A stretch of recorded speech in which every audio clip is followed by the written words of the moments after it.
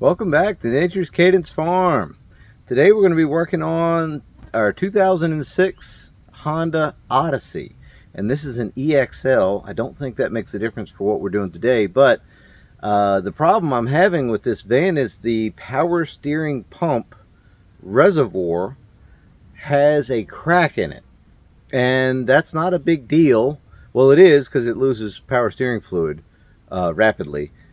Relatively, it loses quite a bit pretty fast, but it's actually really easy to get to and super easy to change. So let's go ahead and I'll get you in here a little closer and I'll show you where it's cracked and the leak that has developed associated with that. So let's go ahead and get in here. We're going to change this power steering reservoir out and check it out when we get done. So let's get started. So here's the reservoir on the passenger side of the vehicle, and you can see it's quite low. Well, it's at the fill line, and this was full just about 3 days ago, so that's how much it's dripped out since. But if you come down here beside the reservoir on mine, this is where it's cracked. There is, let's see if I can kind of show it. I might actually have to get it out, but right in between these two fittings is actually where the leak is happening, and I've got a rag stuffed down there catching most of it, but there it is. So let's get these hose clamps loosened up, and this reservoir literally just pulls straight up, out of that bracket. So it's kind of neat because it's super easy to get to. So let's go ahead and, like I said, get these hose clamps off, and we'll try to find something we can block the hoses up with, and we'll try to kind of minimize the amount of mess we're going to make.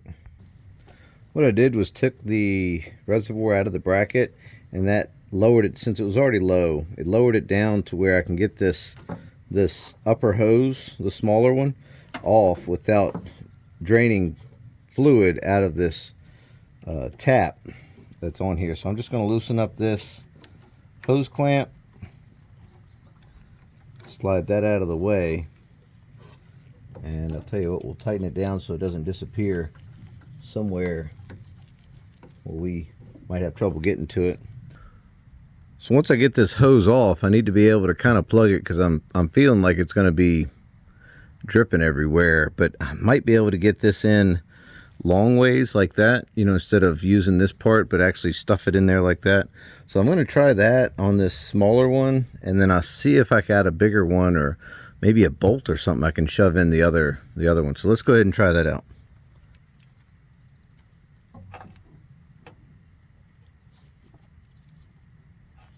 All right, that fit in there perfect. So let's go ahead and get this other hose undone too, and see if we can find something to plug that.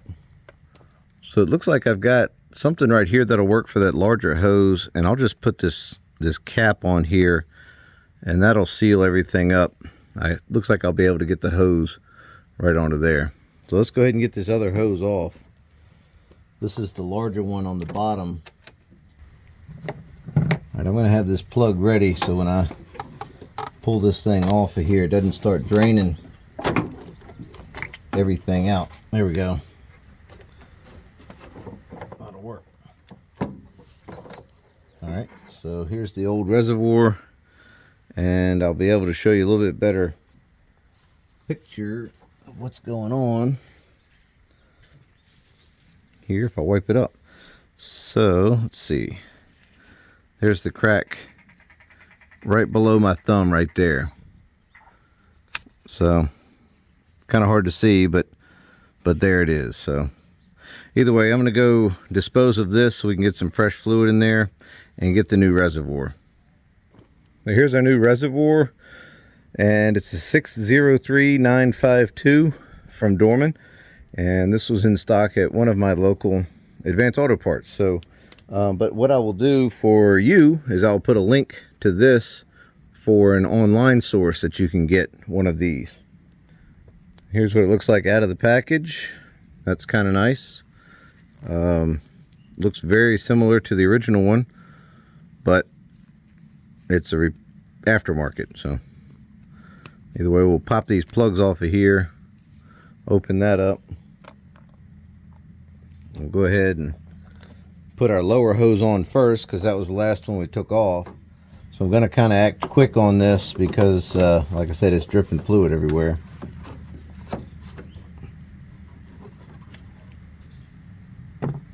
Once I get it down, it should probably start coming out. There we go. I got it started. There we go. Just like that. We can go ahead and get this hose clamp re-tightened down. Alright, next up, my plug fell out, but it wasn't dripping stuff everywhere anyways. But we'll go ahead and get that installed on there. Okay. Well, that's in. So let's go ahead and put some Honda specific power steering fluid in there. So this is what I have. This is what was available at my local auto parts store, and if you have a good experience with this, let me know. If you don't, let me know. We can change it back out. But here we go. We're just going to pour it in here until it says full. Start it up, and we might need some more once we get it going.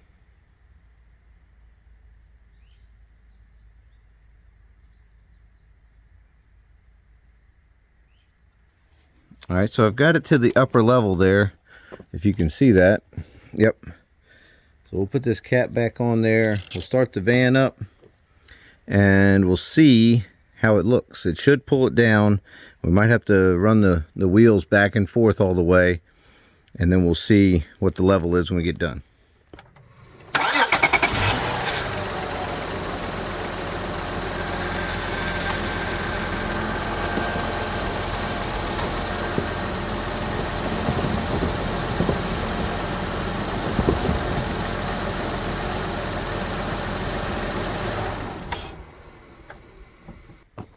Alright, we had it going there. We turned the wheels back and forth, and you can see the level has lowered, which was expected. So we're going to go ahead and top it off to the upper level and call that good. So there you go. Got that power steering fluid reservoir installed, and Goldie here won't have any more problems with leaky power steering fluid everywhere. That was definitely on my list of things to get fixed before I turn this thing loose into the wild. So I'm really happy about that. Well, either way, guys, thank you so much for watching. And if you have any questions about the video, or just about the van, or just in general anything that you might have, just let me know down below in the comments. I'd love to chat with you. I'd read all the comments and check all those. So all right, guys, so we'll see you next time.